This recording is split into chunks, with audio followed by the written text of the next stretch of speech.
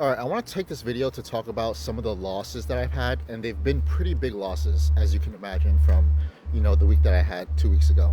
And so, a lot of people, when they day trade, they don't really talk about their losses, but I feel like it's important, especially with the way that I trade, to be as transparent as possible. And I will start off by saying that the losses were more of a result of the platform that I was using rather than the strategy. Although you could also make the argument that the strategy caused me to lose that much. Let me go ahead and try to give you guys exactly what happened. A lot of these trades, there's been at least 5 or 6 that I can recall off the top of my head. You guys know that when I trade options, I over leverage. I buy 50 contracts, 100 contracts, 200 contracts at a time, and I try to scalp these small moves on SPY with momentum, right? So I get in, I get out, I get my 200 bucks, I'm happy. There have been so many times on Robinhood, and if you trade on Robinhood, you will know exactly what I'm talking about, where if you're using 100 contracts, you can't do a market order. It limits you. Sometimes it's 24 contracts for market order, or 18 contracts, or 27, some random numbers, based on market liquidity. So I have to do limit orders. So let's say, for example, on one trade where I took a $13,000 loss, I'll tell you exactly what happened and hopefully give you some insight into why I've decided to switch over to another trading platform.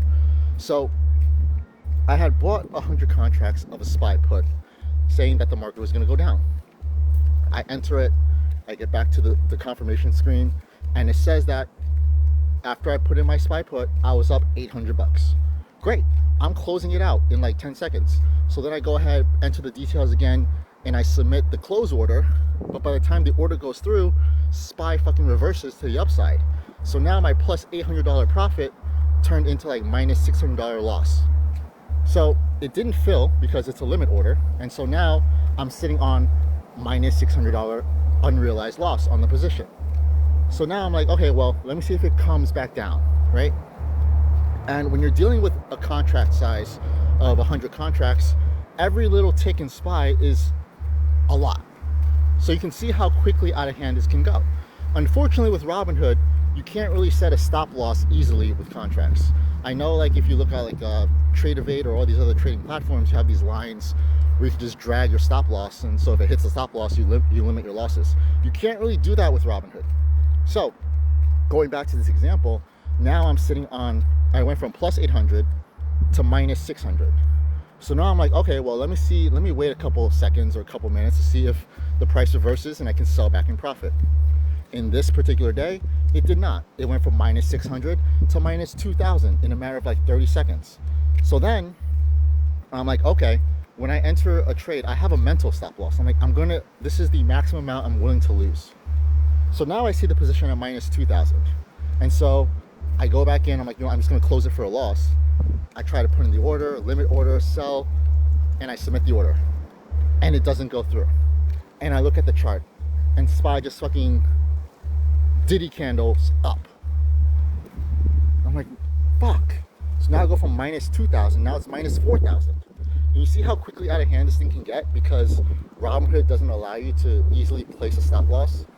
So in a position where I was initially up 800 bucks and I was trying to close it, if I was doing it on something like Webull, I could have closed it. So I don't need to go through like 3 confirmation steps to execute a trade. Also with Webull, which is the platform I'm going to switch over to because I've been trying to learn it with like paper trading, I've transferred $25,000 to do the day trading over there.